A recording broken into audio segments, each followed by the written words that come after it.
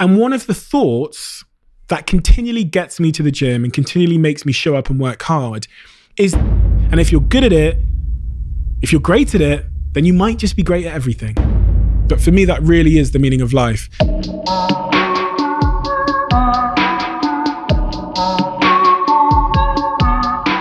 On this week's podcast, we're going to do something very different. Something I've never done before, but something that you've requested time and time again. This week, I posted online asking you to ask me any question about me, my life, my business, whatever you want to ask me. And I promised that in return, I would give very brutally honest answers. My team went through all of the questions that were submitted, and they went through and picked the ones that they thought were most interesting. They've written them in my diary here. So I'm going to start from the top and answer these questions with the objective of giving you the most valuable, honest advice that I possibly can.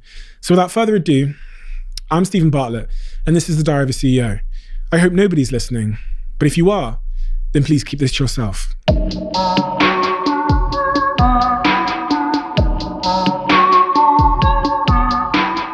Okay, so the first question is, what is the most important lesson that this pandemic has taught you or reconfirmed for you?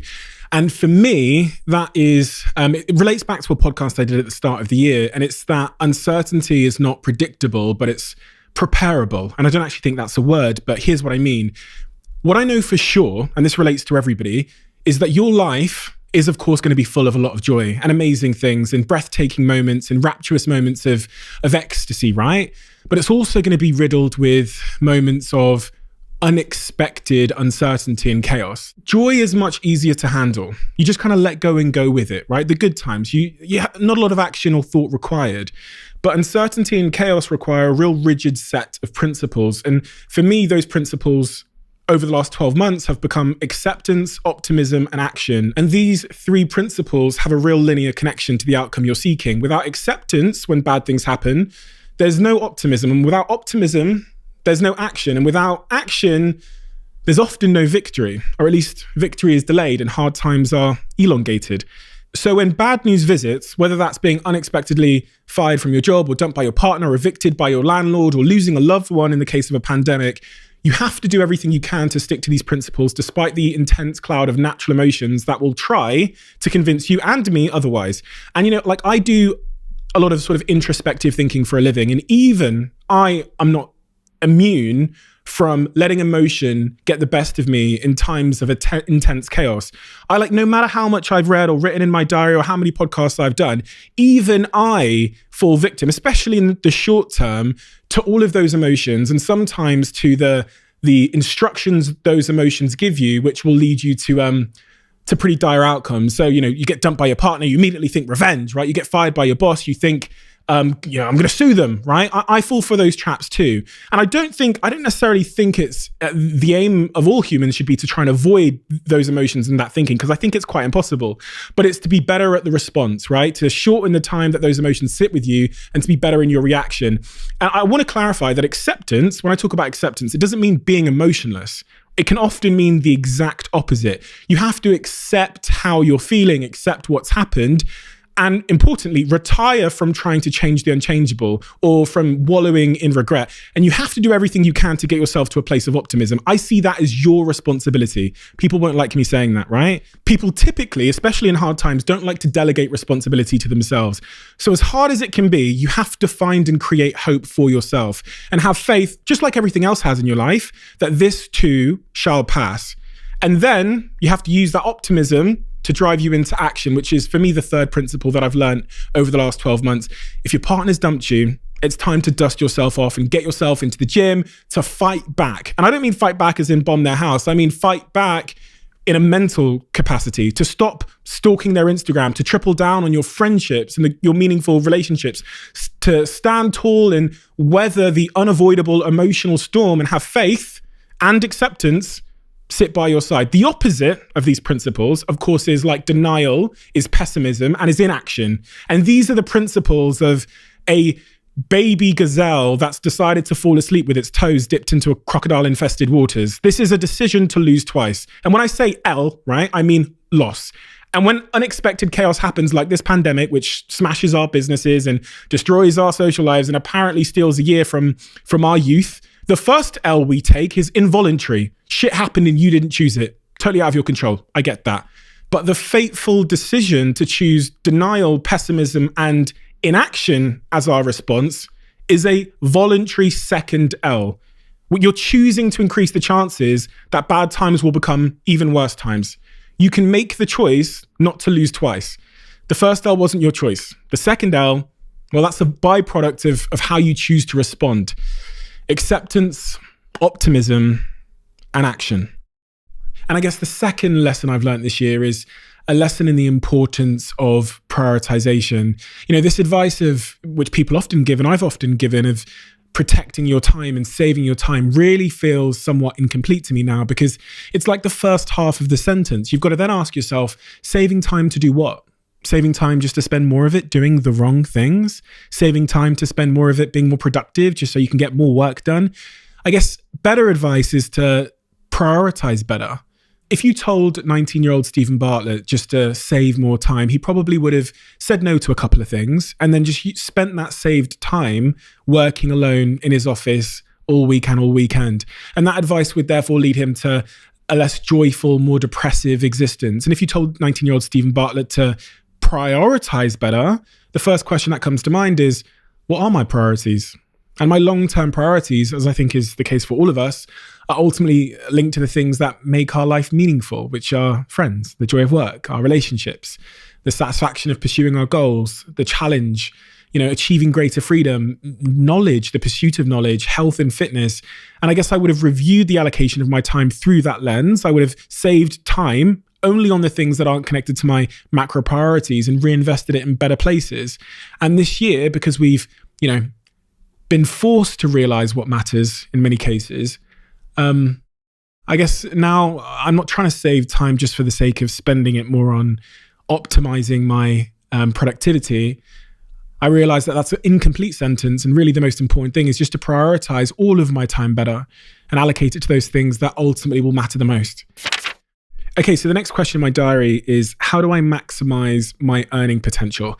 Let me tell you a little bit of a story based on a friend of mine and his company. My friend has a business which is listed on the stock exchange in Germany, one of the very small stock exchanges in Germany. And having spoken to banks and from my own knowledge of how the stock market and the public markets work, him and me both know that right now his business is worth $1 billion because of the stock exchange he's on. If he moves his business to the New York Stock Exchange, the banks and everybody knows that the valuation will be $4 billion. It's the exact same company, the exact same team, the exact same products, the exact same mission. Everything's exactly the same. But because he's on the wrong stock market, because he's on the wrong stock exchange, the value is 25% of what it would be if he just took that same business, the same people and the same products, the same skills, the same experiences, and just moved it to a different stock market. And I reflect on this analogy as a wider, broader sort of life analogy, because if I look at my career decisions over the last, I'd say 10 years, I remember working in one call center in Plymouth in Devon, where I was getting paid about £4 per hour. And for whatever reason, I decided to move to a different call center with the exact same skills, the exact same experience, and I got paid 10 times what I was getting paid at that call center. And this is what I've started to notice in my own life is I've had this particular set of skills, whether it's social media, storytelling, marketing, brands, whatever you want to call it, for the last, I don't know, maybe 6-7 years. And as I've moved into different rooms and different markets and different companies and different industries, I've noticed that that exact same set of skills is valued completely differently. And this made me reflect, with that story of my friend's business in mind, that one of the questions you have to ask yourself sometimes in life isn't just, how do I improve my skills? But it's like, how do I maximize the earning potential for my skills? And where are my skills going to give me the greatest reward? Let me give you another analogy just to cement the point. My ex-girlfriend is a flight attendant, and she currently flies for Emirates, right? And Emirates they pay okay, right? A lot of lifestyle perks there, but they pay okay. She's told me that she'll get paid up to 10 times more if she manages to get a job flying on private jets because of tips and things like that. The same set of skills, 10 times the return for the same set of skills if she can move her skills to a different theoretical stock exchange, if you get what I'm saying. And this is just like one of the principles I've learned about life over the last year, because skills I was paid, X amount for a couple of years ago, I'm getting paid 10, 20, 30, 40, 50 times for the same set of skills, just because I found a market where those skills are more in demand, they're higher valued, and they're probably more rare. And so that's something I think we can all ponder, which is asking yourself where your skills will reap the greatest return. Okay, the next question is, do you have imposter syndrome? Have you ever had it? And can you relate? And then there's a little question underneath, which is, and how do I shake this off? Here's the thing.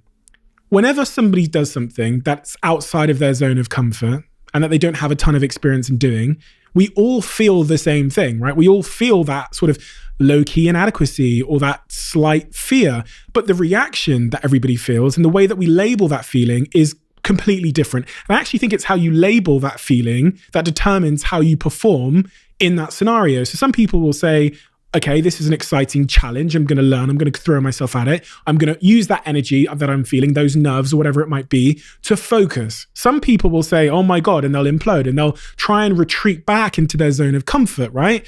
And so the response to that, the feeling is human. The response to it is optional. If you go through your life avoiding situations that give you that feeling of imposter syndrome, then I would bet everything that I have that you aren't going to reach your full potential. I genuinely believe the feeling of imposter syndrome is both healthy, natural, and a sign that you're putting yourself in a position where there's pressure which will make you grow. And I can't think of a moment in my life, if you look at any sort of 2-year period in my life, where I didn't feel out of my depth. However, that feeling of being out of my depth never meant that I retracted from the challenge. It meant the exact opposite. It meant that I attacked the challenge. I put more hours in. I focused on it. That reaction is ultimately the reason why you can hear my voice now. It's the reason I have this podcast. I very, very unfondly remember the first day ever where I tried to make a video down the lens of a camera and in the microphone. And oh my fucking God, was that a shit show. My friend tells me we should make a YouTube video. It's about something political. So I sit in his house, he turns the cameras on, puts a microphone on me, and I sit there and try and get just 2 minutes of spoken word out down this camera of the lens.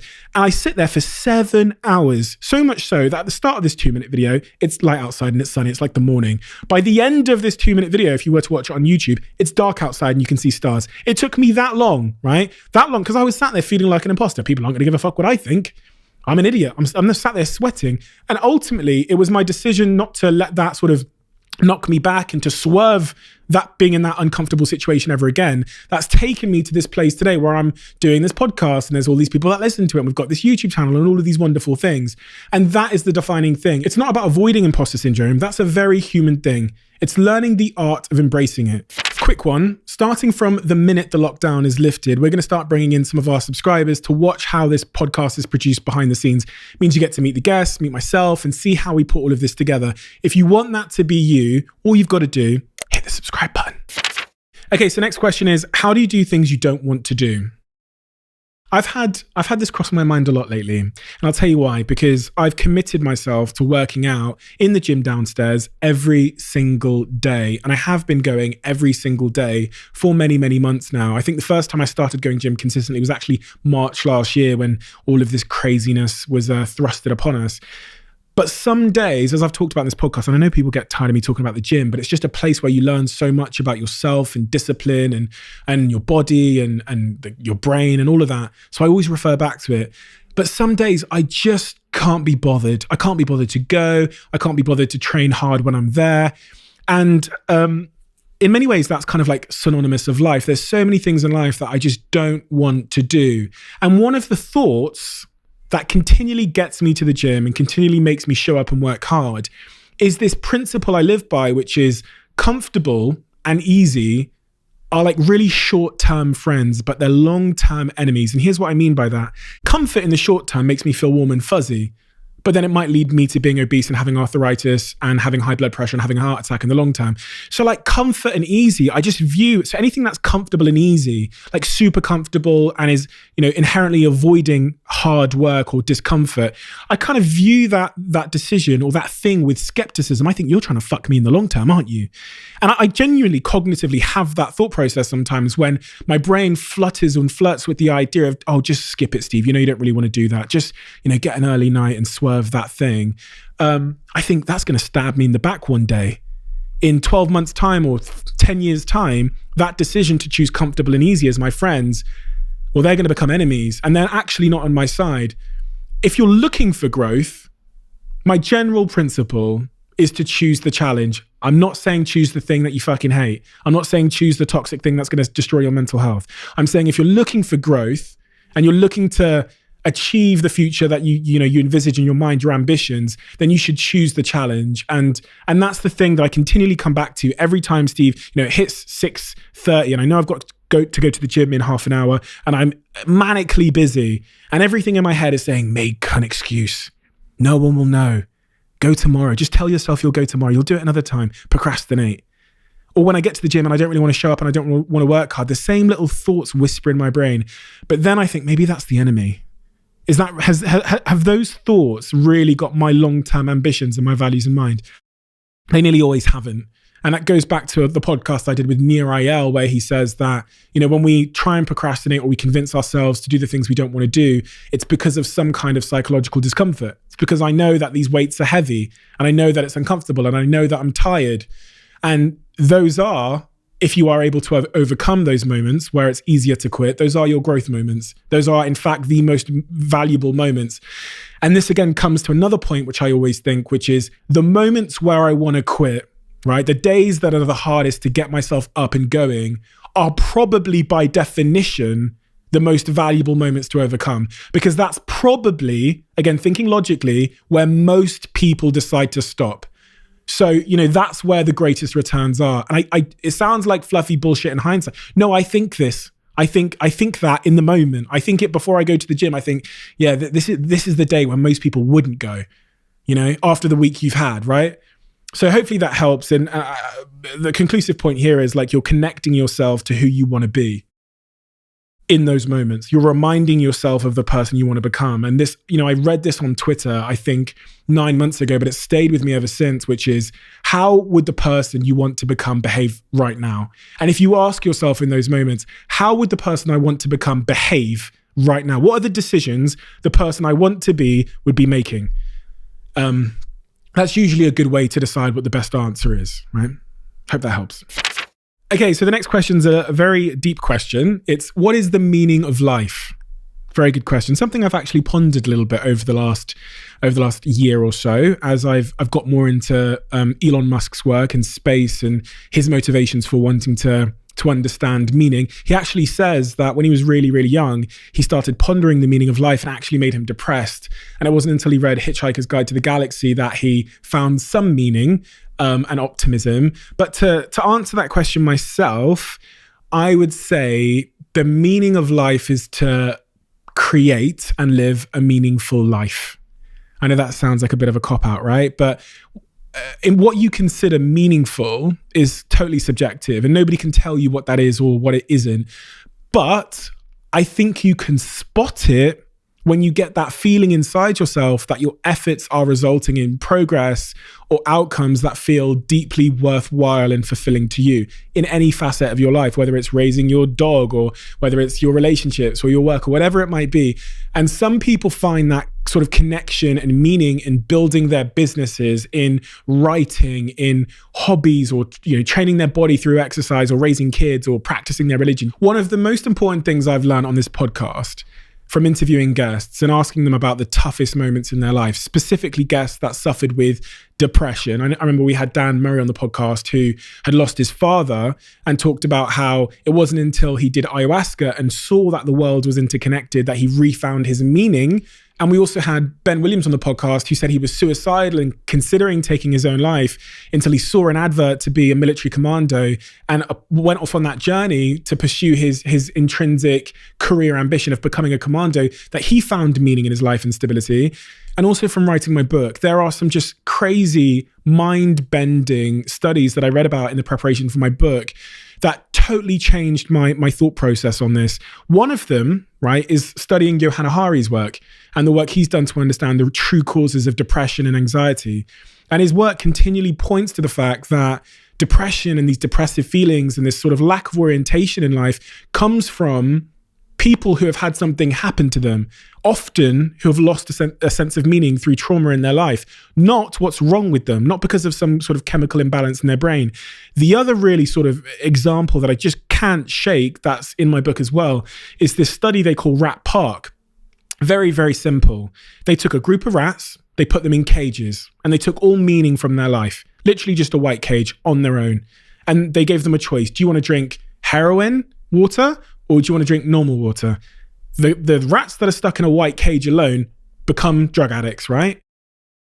Then they have Rat Park, which is this rat utopia where there's, female and male rats. There's a little running machine where you can exercise. There's food. There's a space to roam around and to explore. There's toys for stimulation. And those rats don't become drug addicts when they're offered either heroin or normal water. They avoid the heroin.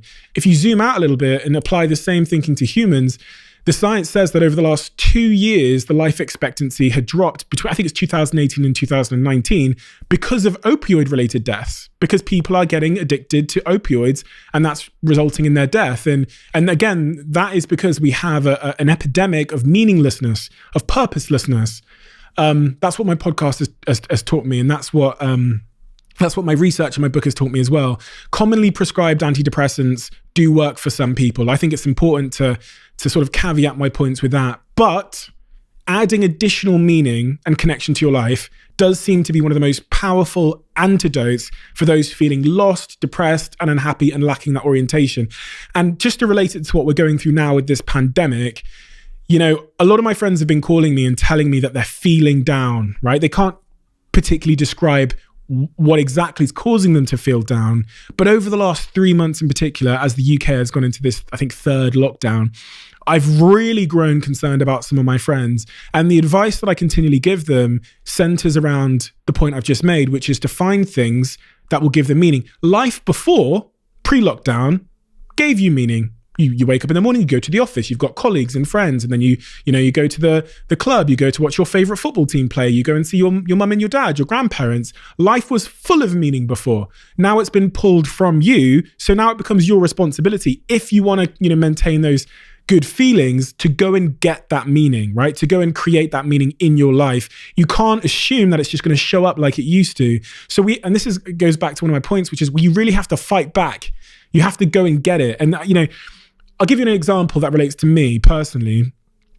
The weekends, right? So my team and me, we work, in this building through the week. The weekends come around, I have fucking nothing to do. I'm a single guy. I have nothing to do. It's me and my dog, right? And he's not a barrel of laughs, to be honest. He's a very simple guy. So he doesn't do an awful lot. And so what I've started to do on the weekends is to really take time to pursue some of my hobbies, which I would never normally do. I've started to DJ all the time. I'm now learning to DJ. I do a DJ lesson every single weekend via Zoom. I'm reading books that I used to love reading, philosophy books. And I'm doing this actually not because I want to, but because I know I have to keep my life full of intrinsic passions and meaning, especially at a time when so much of that has been robbed by this pandemic. So that's the long way around the houses. But for me, that really is the meaning of life. To create a meaningful life. And as I say, in these times, it's more important than ever that you fight for that meaning. Okay, so the next question is a really, really great question, which is, what is something you miss about being poor that you think you'll never get back?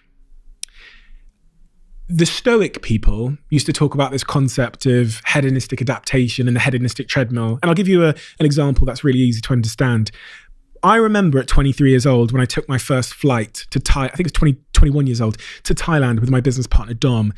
And I remember getting on that plane and just because I'd never really been on a plane before, other than when I was a baby coming over from Africa. I remember being so in awe of the fact that we were on this metal ship that was flying across the ocean, and they were giving me snacks and free water and do I want a Coke? And I'm sat there in the economy section, just oh my God, right? Totally full of joy and appreciation for everything. And the principles of hedonistic adaptation say that once you've been exposed to a certain level of joy or a certain level of gluttony or material possessions, your satisfaction starts to decay over time. And obviously, as I got more and more money, and I got on flights every week, and then eventually I upgraded to business class, and then like first class, and even got myself on a private jet a couple of times, your appreciation for the small things wanes. The Stoic people would take the good things out of their life as a practice just so that they would appreciate them again. And I think that's one of the things that I definitely miss. I've got nice things all the time, and that is a blessing and a curse. Imagine some rich guy talking about he's sick of nice things, but there's truth to that. Like you lose appreciation for things that used to mean so much to you. And when you look at hedonistic adaptation and the hedonistic treadmill, you now require even more to give you that same level of thrill and joy and satisfaction. That's a really sad thing. It's kind of an unavoidable thing to some degree, but with all things in life, you can really make a conscious effort to be grateful and to take moments, not to let life pass you by, all these wonderful things pass you by. So the other point is, there's that phrase, ignorance is bliss, and it totally applies to this question as well. When I was 18 years old and I thought the meaning and point of life was to buy fast cars and to have £1 million in the bank account and to pursue those kinds of things, there was some bliss to that. I thought I had it figured out. I thought I understood that the pursuit of greater happiness was just more stuff, more money. And that was quite blissful. I didn't have it now. At 18, I didn't have it. So I thought, okay, that creates real meaning in my life. All I have to do is get more money, and then my life will be more meaningful and full of joy. And then upon getting the money, I realized that that's not the case. And I remember watching an interview by the founder of Spotify, Daniel Ek, where he says the exact same thing. He's an insecure kid growing up, bit of a geek, and then he gets all this money, not from Spotify, but from the business before. And he has this deep existential crisis where he's like, oh my God, this wasn't it. And he had to then go on the journey of finding out exactly what mattered to him. And I'm still on that journey. This is why I talk so much about meaning and purpose in this podcast, because I'm still figuring out where I should be prioritizing my time in order to reap the greatest returns as it relates to fulfillment. And I think I didn't think about those things when I was 18 and I was broke. But getting what you aim for is the best way to find out if it's actually what you wanted. And I was this young kid chasing material things and probably passion, mistaking it for happiness. As I got closer to it, it moved off into the distance like a mirage or something, or a rainbow. We all know that guy who has a 2-bedroom house in a small area, he's married to his wife, 1 kid, 2 kids, looks forward to going to the pub on the weekends and supporting his favorite team. Those individuals who live the most simple lives and who are happier with less, to me, from my experience, generally seem to be much more fulfilled than my friends that are successful billionaires. And my friends that are billionaires, but also intellectuals and sort of low-key philosophers, are the most fucked, right? Because they really have got pretty existential and asked themselves, what is the purpose of life? That's what I mean by ignorance is bliss. And my third point in answer to this question relates to challenge. When I was 18 years old, starting out in business, living in Moss Side in Manchester, I had absolutely nothing. I just dropped out of university, and I'm basically stood at the bottom of this big, ambitious mountain that I've told myself I'm going to climb, and I've told myself I'm going to accomplish. And I'm looking up at it, excited, terrified, but hopeful, and excited. That's the key feeling. And then you climb the mountain. Right? The mountain for me was financial freedom. It was accomplishment. Maybe for my ego, it was recognition to some degree. I have all of those things now. And so when you get to this point where you've accomplished many of your goals, you have to make a very conscious, active effort to create new, even bigger goals. Goals that will match the same level of excitement and challenge that you had when you're 18. And it's not easy because you don't become financially free twice unless you lose it all.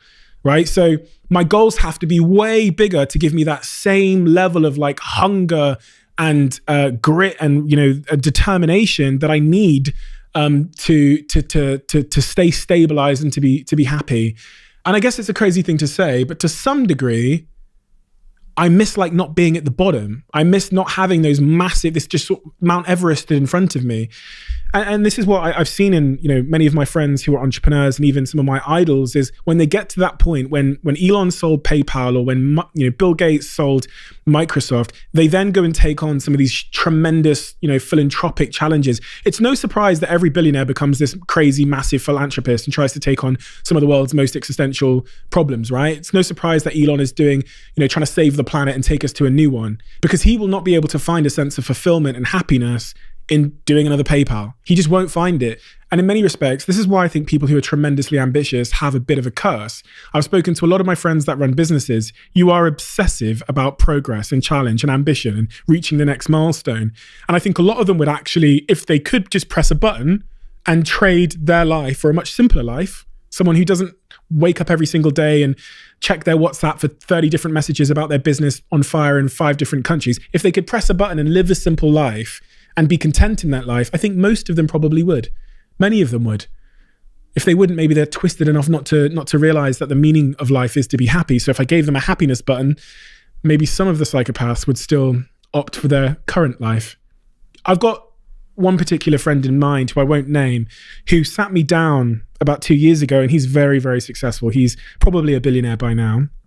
And he confided in me that he wished his life could be simpler. He wished he didn't have the level of ambition he had. He told me this one story about going around to someone's house, and they're a very, very normal family with not very much at all. And they just sat there drinking tea. And he said, I was sat there thinking, I wish this was my life. This is a billionaire with more sports cars than I've ever seen in my entire life in one driveway, wishing he had a simpler life, but realizing that he is infected with this virus, which many of us have, the most ambitious amongst us, which stops you from being happy without pursuit and without climbing that mountain. Breaking news.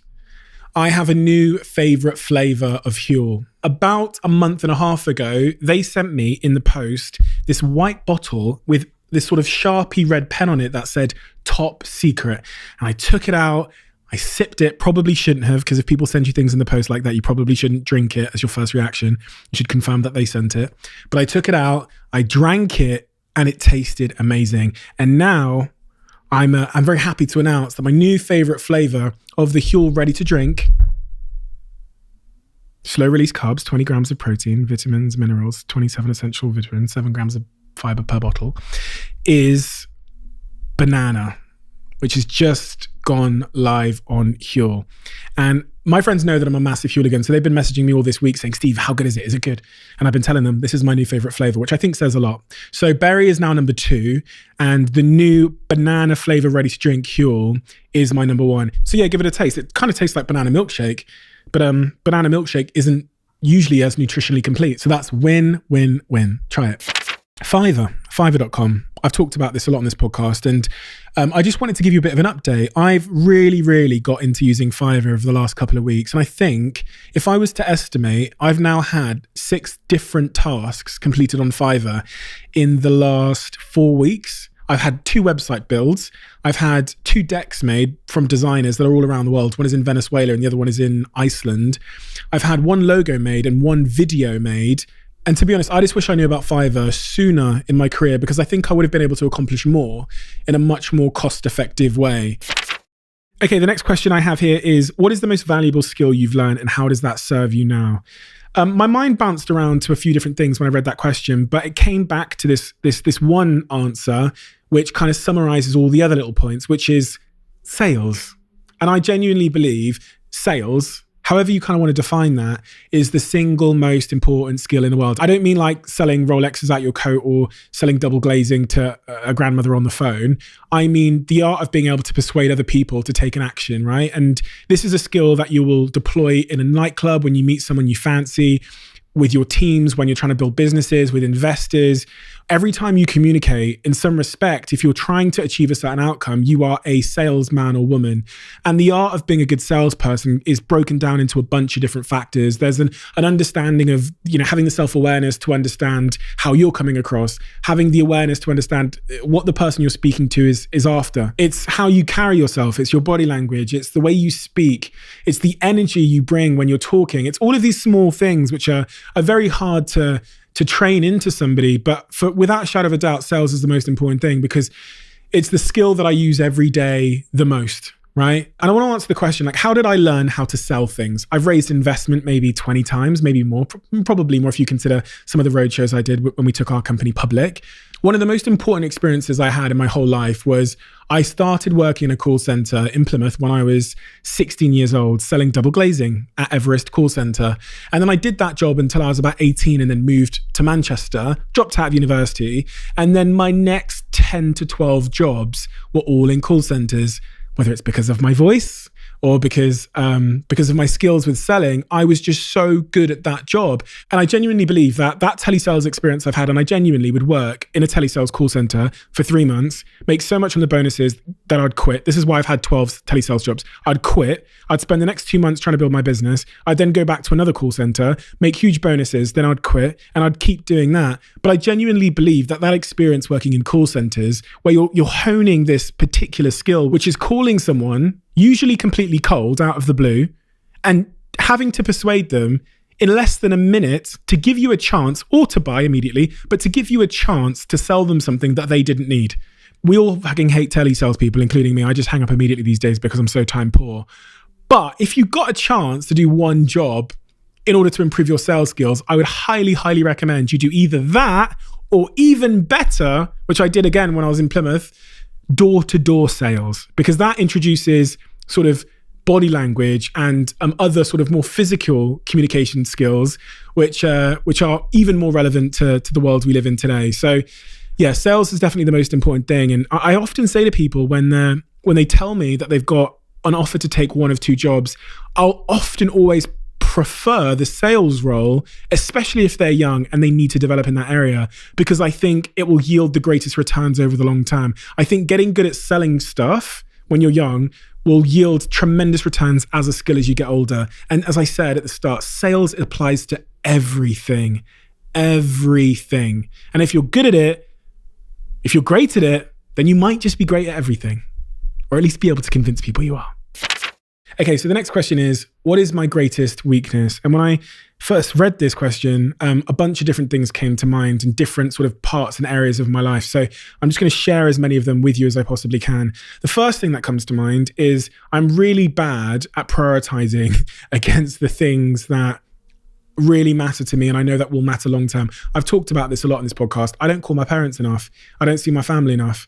I probably don't give enough time in person to like meaningful friendships and connections and those kinds of things. And I know I'm completely, totally convinced that those things are really, really important. It's not that I don't understand the importance of them. It's that like my work priorities always seem to be just one step higher on the to-do list. My work has urgency to it. There's no urgency with calling my mum. Right. And that's kind of one of the things that I know is a weakness in myself that I continue to strive to be better at, is trying to prioritize things that aren't urgent, but in the long term are really, really important.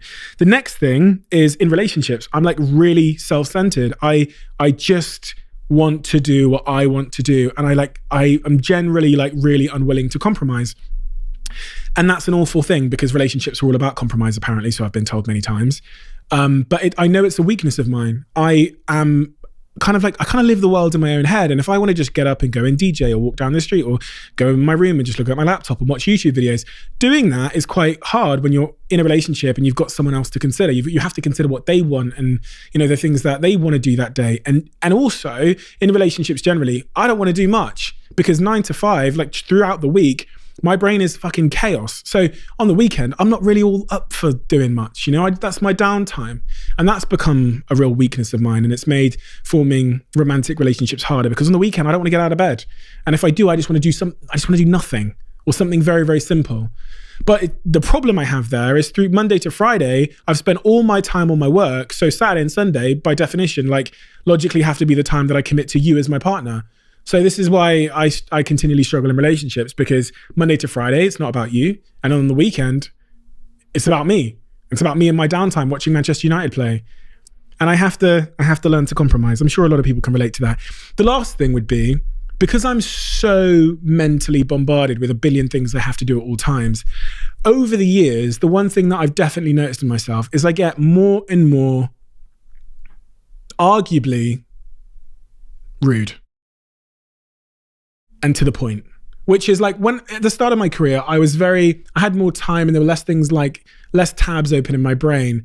So I could take more time about how I respond to things and I could be a little bit more fluffy and soft and whatever.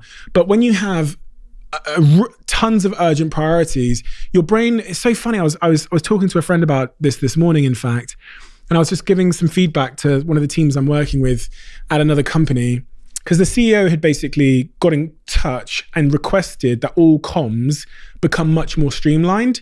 Because when the team were using extra words, he basically, to some degree, gets a little bit frustrated with that, because we're trying to move fast as an organization.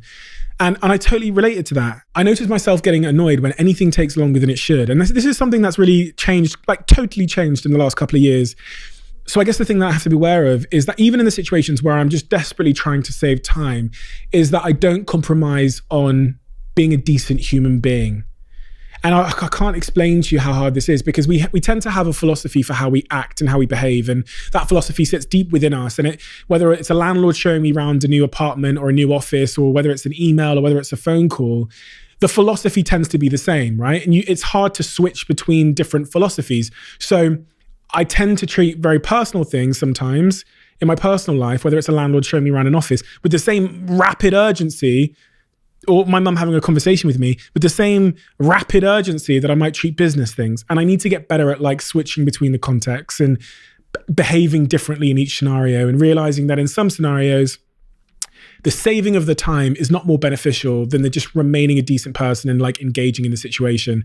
It's hard. And I say it's hard, not just because of my own experiences, but I've seen pretty much, I'd say over 70% of the highly successful people I know become so incredibly impatient that it almost verges on looking like rudeness, like they don't care about you, and like they are not present when you're with them. Now, this is a really hard point to explain, but I think people who are incredibly busy will understand this.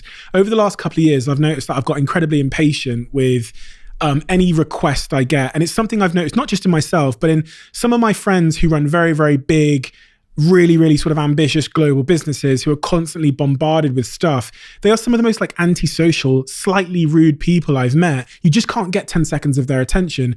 And like, just to give you context of what's going on in my head now, right now, as I'm making this podcast, I know that I'm missing this phone call with this PR firm. I know that I've got this major IPO coming up with this one company. I know I've got this board meeting coming up with this company. I know I've got this IPO coming up, got this other conversation about joining this board and this other IPO coming up.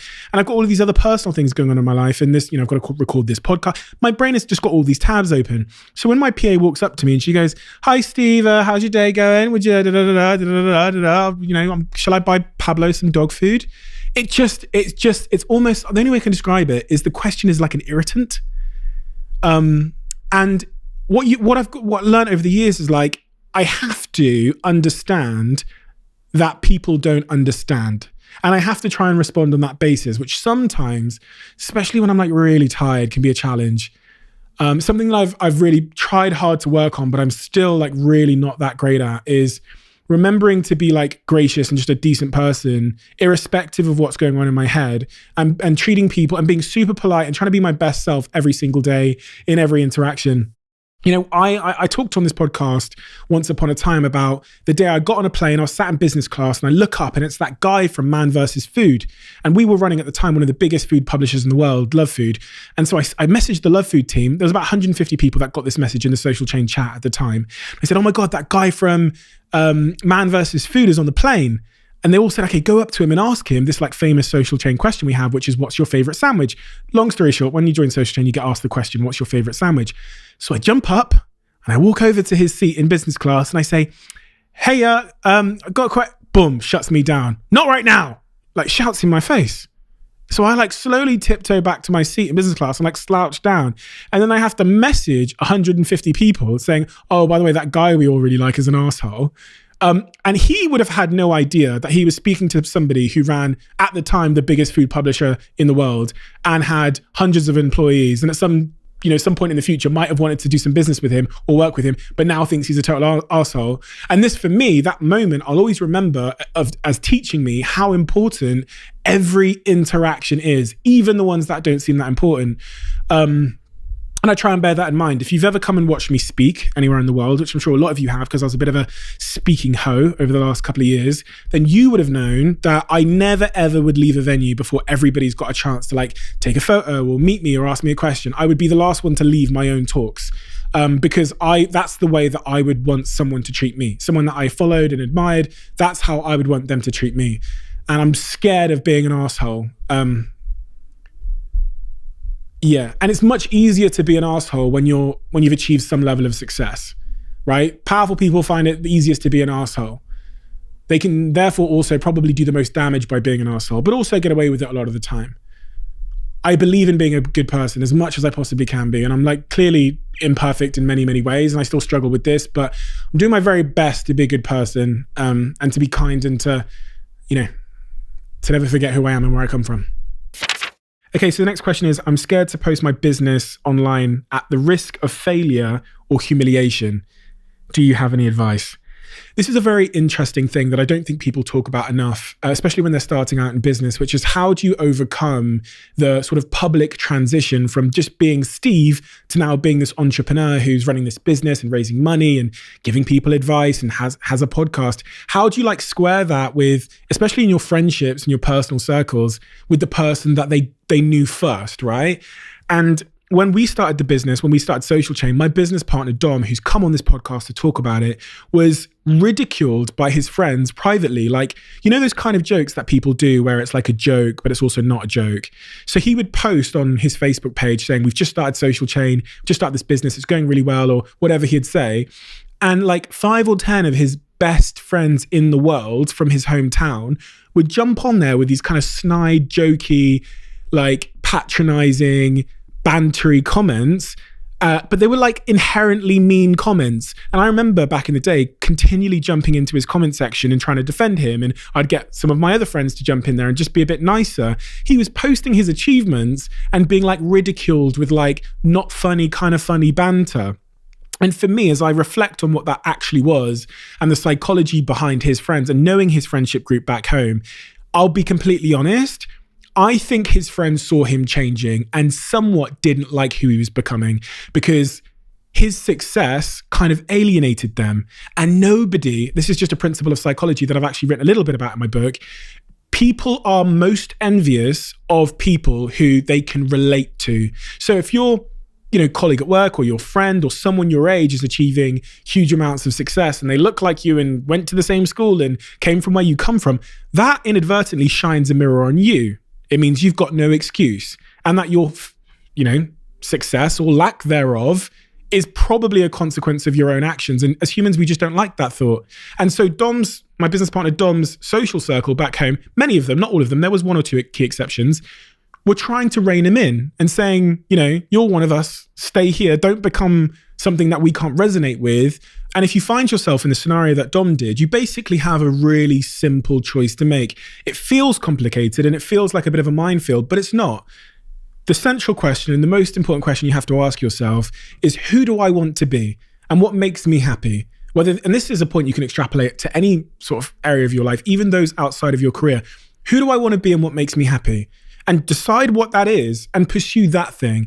Anybody that you lose in the pursuit of your happiness is probably not someone you needed or wanted in your life anyway. They're probably not someone that had your best interests, which by definition are you being happy, at heart. They're probably someone who was riddled with a little bit of jealousy, who didn't want you to become everything you could become. So that's the framework in which you make your decision, which is, who do I want to be and what makes me happy? Pursue that. And be open to losing people who no longer resonate with you pursuing your happiness along the way. And I distinctly remember going through this myself, which is facing ridicule and banter and little snide comments behind the scenes. I remember a day where I'd posted something on Facebook, like one of my quotes, whatever it was, or some of my content on my daily vlog. And a friend of a friend had made some snide little comment about like, who the fuck does Steve think he is? The friend had told me. And it's those moments where you can make that decision to like fall back in line and conform and to avoid criticism. Can you imagine my life if I'd done that? If I'd let a couple of comments stop me from pursuing my career and producing all this content, which gives me so much intrinsic joy and fulfillment. Can you imagine if I'd let the fear of a few comments hold me back from my potential and the things that make me happy? I'm so glad I didn't. And in that particular case, where that guy was ridiculing me behind my back, that same person 4 years later, when he went through some troubles in his life and some mental health issues, reached out to me because he was in love with my podcast now and met me in a sushi bar in London and just sat there and asked me advice because of something I'd said on the podcast that he initially ridiculed. And that kind of shows, that teaches me a lesson that, even some of the people that ridicule you at the start, you've kind of got to forgive whatever it is in their nature that's making them try and hold you back. But you've also got to understand that it's not a you problem. It's not your responsibility to control what people think of you in their head or the image that they've created of you in their mind. That's not your responsibility. Your central responsibility as a human being is to pursue your happiness, your truth, and the things that give you the most intrinsic joy. That's your responsibility.